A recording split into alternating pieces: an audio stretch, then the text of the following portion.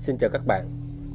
Vừa rồi mình có nhận được một câu bình luận trên kênh như sau: Tôi sinh sau năm 75, người Bắc. Tôi biết nỗi đau mà mọi người ở chế độ cũ phải gánh, nhất là trẻ em, là sự kỳ thị kinh khủng.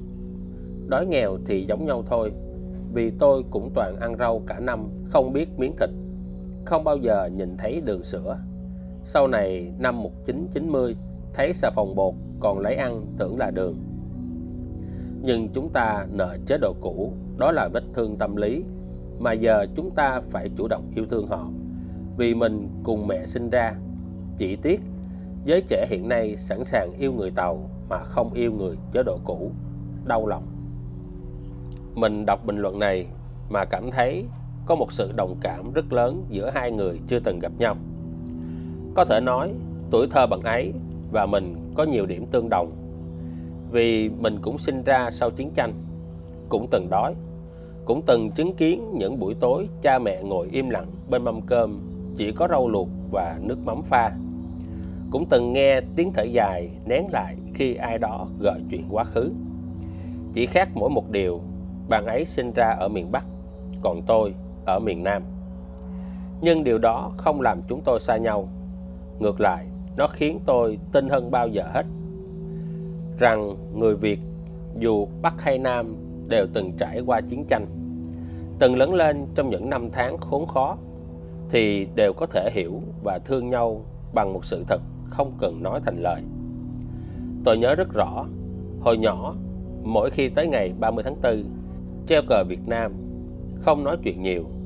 Chúng tôi chỉ nấu ăn như mọi ngày, nhưng không khí thì khác. Lặng, trầm. Mẹ tôi chỉ nói một câu: "Ăn đi con, đừng hỏi gì hôm nay." Và tôi hiểu, có những ngày không nên hỏi, có những điều người lớn không thể kể, có những ký ức nếu nói ra sẽ rất đau. Trong video này, mình xin mượn lời bình luận của bạn ấy để chia sẻ góc nhìn của mình như một người con của miền Nam sinh sau năm 1975. Video này không để tranh cãi đúng sai, không để so đo bên nào mất mát nhiều hơn, không để gợi lại sự hận thù, mà để nói lên một điều rất thực. Dù là miền Bắc hay miền Nam, thì những cô chú, anh chị đi trước đều đã hy sinh tuổi trẻ, cống hiến cho đất nước và đem lại sự bình yên cho đến ngày hôm nay. Nếu thế hệ sau như chúng ta có thể nói được một lời thấu hiểu, thì đó cũng là một cách tri ân. Một lời tri ân không cần kèn trống, không cần khẩu hiệu, chỉ cần nói bằng tất cả sự thật thà trong trái tim mình. Tôi sinh ra sau năm 75 ở miền Nam. Mỗi lần có ai đó hỏi tuổi thơ của tôi thế nào, tôi chỉ cười: bình thường thôi. Nhưng thực ra không có gì bình thường cả. Tôi nhớ những năm đầu thập niên 80, cúp điện triền miên. Nhà tôi có một cái đèn dầu, tim đèn làm bằng miếng vải cũ, và cả nhà quay quần dưới ánh sáng loe loét. Lúc đó tôi không hiểu tại sao mẹ cứ nói hoài một câu: ráng ăn đi con, mai chưa chắc có gạo. Tôi đi học trong bộ quần áo trắng vá ở gấu tay, cái quần xanh đã bạc màu. Giày thì không có, dép nhựa Tiền Phong là quý lắm rồi. Nhưng đến trường tôi mới thấy mình còn may mắn. Nhiều đứa bạn cùng lớp, cha từng là sĩ quan chế độ cũ, còn không được xét học bổng, không được đi trại hè, không được lên đoàn. Lý lịch ba đời, người ta nói vậy. Có lần tôi hỏi thầy giáo: sao bạn Long học giỏi vậy mà không được đi thi học sinh giỏi? Thầy nhìn tôi im lặng một lúc lâu rồi nói: vì hoàn cảnh gia đình của em ấy phức tạp. Tôi không hiểu, mãi sau này mới hiểu. Phức tạp nghĩa là cha mẹ em từng ở phía bên kia. Bạn tôi, con của một người từng làm việc cho chính quyền cũ, mỗi lần khai lý lịch đều thấp thỏm. Tôi từng thấy nó xé tờ đơn đại học chỉ vì một thành phần gia đình. Nó nói: thôi tao không thi đâu, có đậu cũng chẳng ai cho đi. Lúc đó tôi thấy buồn mà không biết buồn vì cái gì. Chỉ biết tụi tôi lớn lên trong một vùng đất mà người ta bảo đã giải phóng, nhưng không ai dạy tụi tôi rằng thế nào là được sống công bằng. Tôi còn nhớ có một người chú nói như thế này: người miền Nam thua không phải vì súng đạn, mà vì không còn lựa chọn. Tôi hồi đó không dám hỏi lại, nhưng câu nói đó theo tôi suốt mười mấy năm. Vì thực ra không ai thích thua, nhưng người miền Nam cũng không thực sự nhận mình thua. Họ chỉ dừng lại, và từ đó mọi thứ mà họ từng tin, từng sống, từng gìn giữ bị gỡ bỏ. Bạn tôi, con của một người lính chế độ cũ, có lần kể rằng cha nó mỗi lần nghe tới chữ giải phóng là im bặt, đứng dậy bỏ đi, không tranh luận, không phản bác, chỉ im lặng. Và tôi tin chính cái im lặng đó mới là điều đau nhất. Vì im lặng nghĩa là không còn gì để bảo vệ. Im lặng nghĩa là phải nuốt nỗi mất mát vào trong để sống tiếp. Tôi chưa từng chứng kiến chiến tranh. Tôi cũng không biết rõ ai đúng, ai sai. Nhưng tôi biết không một ai lớn lên trong sự mất mát mà không để lại một vết sẹo trong lòng. Và người miền Nam sau năm 1975 đã sống như vậy, lặng lẽ, tự trọng và cố gắng không làm phiền ai, chỉ giữ lại cho riêng mình một nỗi nhớ. Và tôi, người sinh sau nhưng lớn lên giữa những ký ức âm thầm đó, tôi hiểu tại sao họ không gọi đó là chiến thắng. Bởi vì một nửa đất nước không bao giờ có thể gọi là thắng khi nửa còn lại phải cúi đầu. Sau này khi lớn lên, tôi có dịp ra Hà Nội, gặp nhiều người bạn miền Bắc cùng thế hệ sinh sau chiến tranh. Lớn lên trong thời kỳ đổi mới, họ cũng nghèo như tôi. Họ cũng từng ăn bo bo, ngủ trên giường tre và từng mơ ước những điều rất nhỏ. Khẩn trương lên, còn mấy cân bán nốt để nghỉ đây. Đừng có chen ta nữa, khó thở lắm. Mua cái gì? Cứ tem phiếu đây. Bán cho cháu thịt mông ạ. Hết thịt AB rồi, còn thịt C thôi. Mua thì cắt. Cháu mua về làm giúp cho em cháu mà. Hết rồi. Sao không xếp hàng từ sớm? Cháu dậy từ 3 rưỡi sáng cô ơi. Không mua thì dẹp ra, lấy chỗ cho người khác. Nào, còn ai mua nốt? Để con nghỉ đây. Bán cho cháu với cô ơi, chọn chỗ nạc nạc ấy. Đã bảo là hết rồi, dai như đỉa đói ấy. Phiếu và tiền của cháu đây, cô giúp cháu với. Thôi, lợn mỡ cũng được.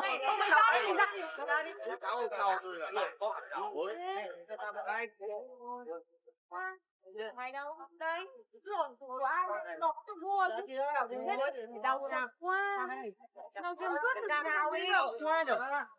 Kèm mình đi ở đây tiếp.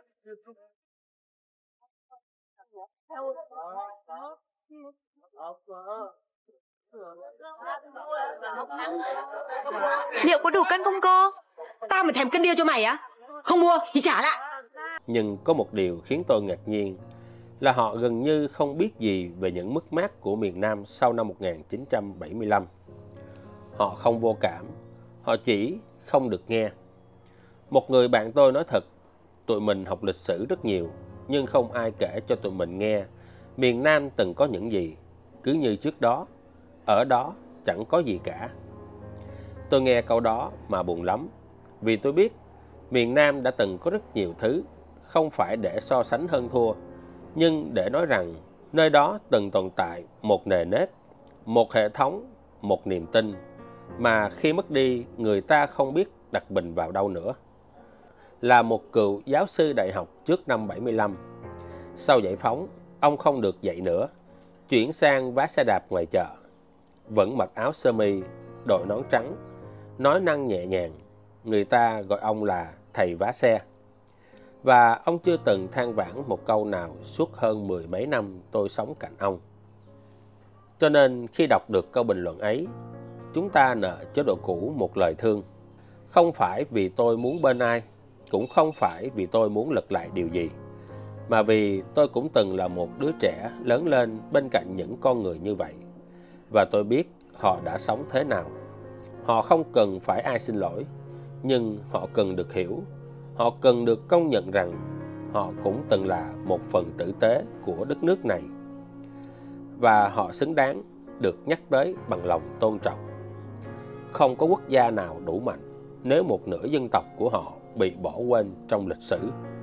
Và không có một tương lai nào đủ yên nếu chúng ta không dám ngoảnh lại và nói một câu cảm ơn và xin lỗi.